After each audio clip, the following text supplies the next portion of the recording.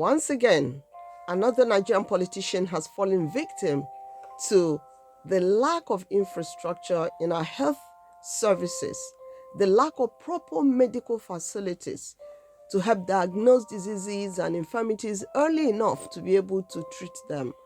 Yes, Governor Rotimi Akeredolu has died of leukemia and prostate cancer. But that's not why people should be beating the ethnic war drums, blaming his wife and accusing his wife of all manner of evil. I mean, anybody that knew Governor Akeredolu very well will never blame his wife for what he did right or what he didn't do right while he was governor. Yes, they said he owed salaries, he owed civil servant salaries, and he was having fights, battles with his deputy. That happens in all the states, almost all the states in Nigeria. You hear that most governors don't pay salaries. Abia State suffered it for almost 20 years. Their governors were not paying salaries. Nobody blamed their wife. Nobody said it's because their wife is Igbo. That's why they were so wicked to the people of the state. That's wrong. Recently, people were abusing the wife of Mohbad. Mohbad's wife is this, she's that, she's wicked, she didn't love her husband. She isn't Igbo. Mohbad's wife is not Igbo. So why blame a whole region? Why blame the Igbos for whatever wrong Akeredolu's wife Betty may have done? Akeredolu was a courageous and exemplary man, as his deputy who replaced him as governor has said when he paid a condolence visit. That was a very courageous man. Why blame the wife for what he did in office? Was it also the wife that made him fight, bitter fight with his deputy? The deputy was almost impeached by the House of Assembly that was loyal to him. So why blame the wife? Why accuse Igbos of all manner of evil just because Akeredolu's wife is Igbo and she's looting the treasury and so on, all the accusations? She cannot be blamed for whatever Akeredolu did not do right in Ondo State. Why? I mean, I looked at, I did a bit of research about Akeredolu and his time in office. He was the same person that during the stakeholders meeting for APC, he was telling them, don't beg anybody to come into our party. Anybody that we must take into our party must be committed financially. We need only people who are ready to be committed financially. We don't want any member of the party who doesn't have money, who cannot commit his money to the party. He was insisting that only rich people should be members of his party. Was it his wife that also told him to say such things? I read those statements and I said to myself, I don't think this man came from a very rich home. So why is he berating people who are from poor background or who don't have as much money as he now has as governor? I said to myself, does he know what the Bible says in Psalm 41 verse 1 to 10? That blessed is he who considers the poor. The Lord will deliver him in time of trouble. Money does not answer all things. When Solomon said, money answereth all things, he was in a backsliding state. He was marrying hundreds of wives and having hundreds of concubines. He wrote that. It doesn't mean that money can answer everything. People have cancer and die. Many people have cancer and die. Money does not answer to cancer. Money does not. So why do Nigerian politicians place so much emphasis on money, looting, and then not recognizing that the poor need to be taken care of? Suddenly, the problem of the Yoruba race are Igbos. Fulani headsmen slaughtered people in Ondo land. It wasn't Igbo men that did it. Yet it's Igbos they are fighting. Tomorrow the government wants to demolish Computer Village where Igbos do business. Especially now that Igbos have traveled for Christmas. Is it a good time to demolish their businesses, the Computer Village? Fulani headsmen are slaughtering people all over Yoruba land.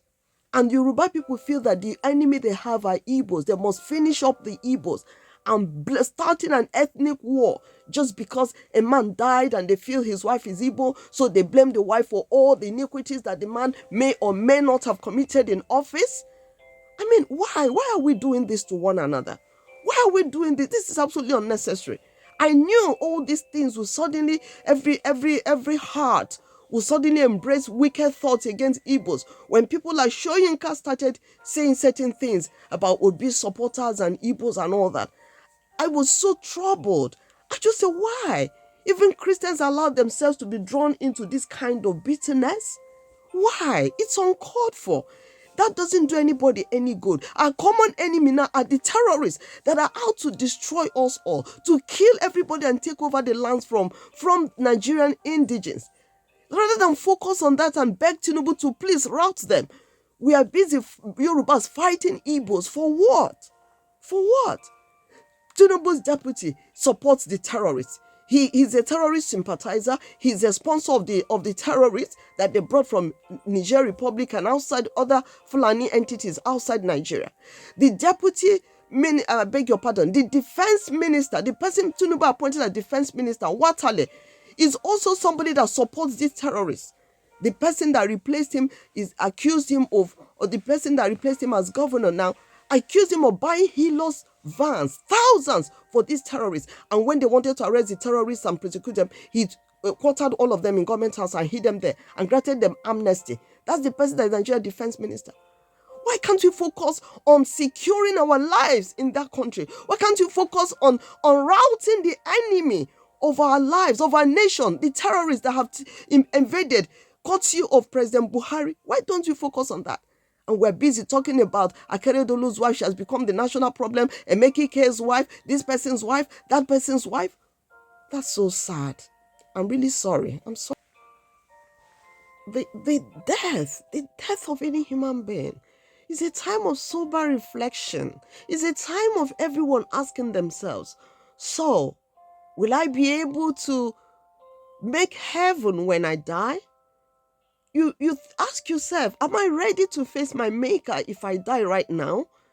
It's not a time for you to fan the embers of ethnic war between Igbos and Yorubas just because Akeredolu's wife happens to be Igbo.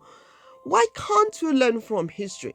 This was how General Gowon declared war on Igbos and said that Igbos were the enemies of Nigeria at the time, and he helped the North, the Fulanis, to slaughter Igbos.